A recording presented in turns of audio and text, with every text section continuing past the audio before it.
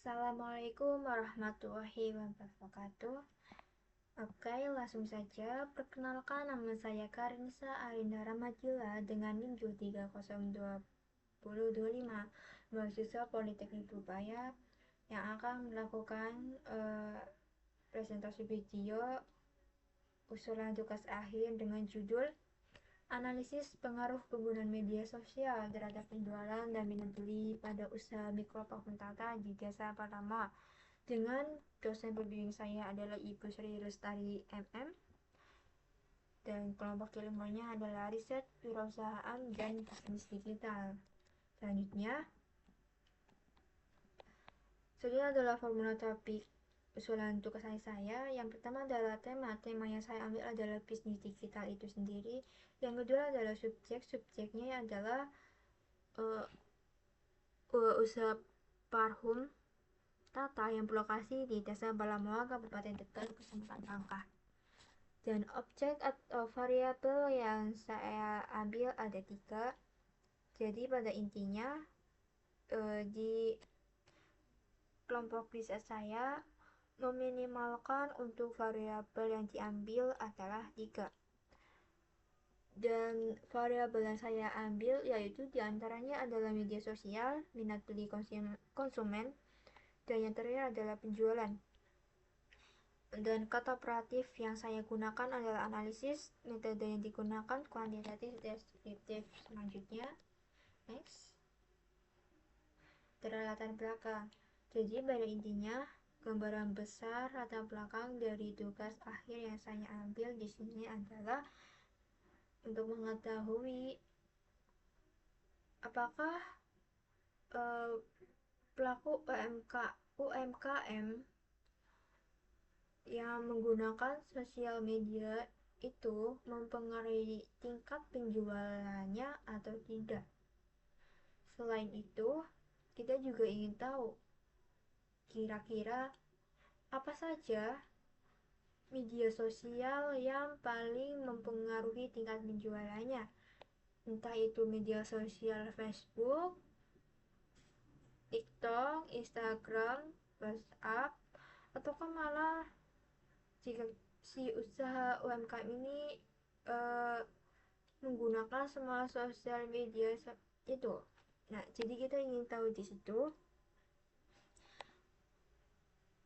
Nah, untuk proses pengambilan data sendiri saya menggunakan kuesioner dengan pendekatan metode seperti yang saya sebutkan tadi adalah kuantitatif deskriptif. Jadi itu pada intinya latar belakang yang saya ambil. Oke, next, selanjutnya adalah rumusan masalah yang saya pecah menjadi 5 poin. Jadi poin pertama adalah untuk mengukur atau mengetahui atau masalahnya adalah bagaimana tingkat pengguna media sosial pada usaha mikro tata itu sendiri. Yang kedua adalah tingkat minat beli konsumen terhadap produk UMKM ini. Ketiga, bagaimana kondisi penjualannya. Keempat, apakah penggunaan media sosial itu mempengaruhi atau berpengaruh terhadap minat beli konsumen. Yang terakhir adalah apakah penggunaan media sosial dan minat beli itu berpengaruh terhadap penjualan atau tidak. Oke, itu rumusan masalah di tugas akhir saya. Next, selanjutnya. Nah, tujuan dalam tugas akhir ini adalah ada 5 poin juga. Yang pertama adalah untuk mengetahui tingkat pengguna media sosial di usaha UMKM ini. Yang kedua adalah untuk menganalisis tingkat minat beli konsumen terhadap produk parfum Tara di Desa Balamoa. Ketiga, untuk mengetahui kondisi penjualannya. Keempat, untuk menganalisis pengaruh penggunaan media sosial terhadap minat beli konsumen. Terakhir, untuk menganalisis pengaruh pengguna media sosial dan minat beli terhadap penjualan di UMKM ini. Dan intinya data yang akan diproses itu data yang saya ambil akan diproses dengan menggunakan sebuah aplikasi, yaitu aplikasi SPSS.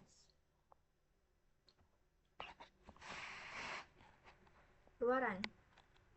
Jadi luaran dari tugas akhir ini adalah laporan tugas akhir sendiri yang sudah menyajikan hasil analisis. Yang kedua adalah artikel ilmiah yang mungkin bisa dipublikasikan. Yang terakhir adalah rekomendasi strategis untuk si pelaku UMKM ini. Oke, selanjutnya adalah ruang lingkup. Jadi ruang lingkup ini hanya sebatas di satu usaha UMKM, yaitu di Parfum Tata. Dan untuk pengelolaan data menggunakan SPSS saja. Dan untuk pembuatan kuesioner dilakukan dengan Google Form dan penyebarannya itu di sosial media itu sendiri masing-masing. Oke, selanjutnya batasan masalah. Jadi untuk batasan masalah dalam tugas akhir ini hanya mencakup pada intinya kalau tempat itu hanya di satu tempat itu saja, dan media sosialnya hanya sebatas WhatsApp, Facebook, Instagram, dan TikTok. Intinya yang digunakan oleh si pelaku UMKM. Yang ketiga adalah respon penyajian dibatasi pada konsumen yang pernah membeli atau mengenal produk parfum Tata di Desa Palama. Dan metode penelitian yang digunakan adalah kuantitatif dan pengumpulan data melalui kuesioner dan analisisnya menggunakan aplikasi SPSS. Selanjutnya,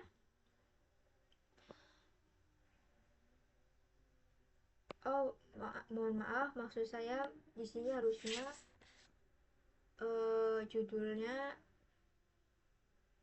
kajian pustaka. Jadi di sini yang saja di sini adalah kajian pustaka ya.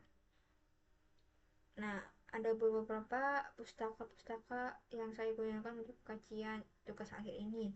Ada 5. Yang pertama adalah buku Sakti Kuasai SPSS. Saya gunakan untuk memahami aplikasi SPSS sendiri untuk mendalaminya. Yang kedua adalah buku metode penelitian kuantitatif, kualitatif, dan R&D.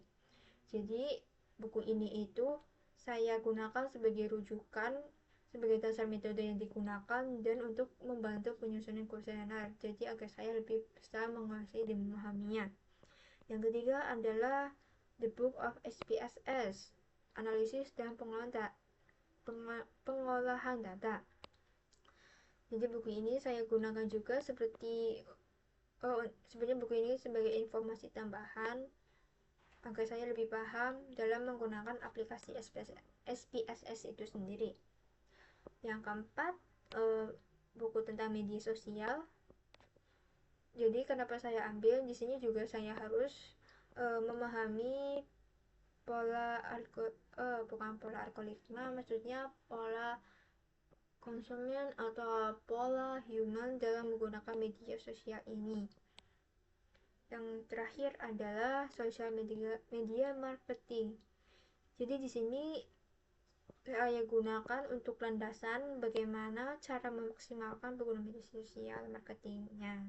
Oke, selanjutnya next. Oke, selanjutnya adalah metodologi atau alur dari tugas akhir ini, yaitu dimulai dari studi pustaka dan studi lapangan. Selanjutnya adalah pengerucutan perancangan instrumen penelitian atau pembuatan kuesioner. Oke, selanjutnya ada uji kelayakan instrumen. Lalu apakah instrumen yang saya gunakan itu sudah tepat atau belum? Jika belum, maka saya harus mengulanginya lagi. Jika iya, maka kuesioner ini akan disebar, yaitu dilakukannya pengumpulan data. Setelah pengumpulan data, akan berlanjut proses pengelolaan dan analisis datanya. Lalu akan berakhir evaluasi hasilnya. Selanjutnya adalah pengambilan kesimpulan. Selesai. Oke, next.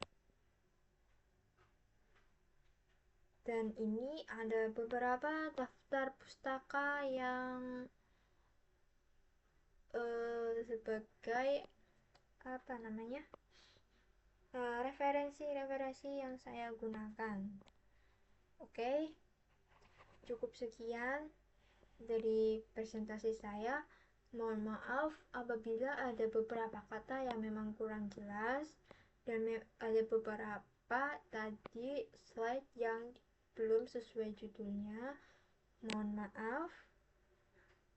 Sekian dari saya dan terima kasih atas perhatiannya.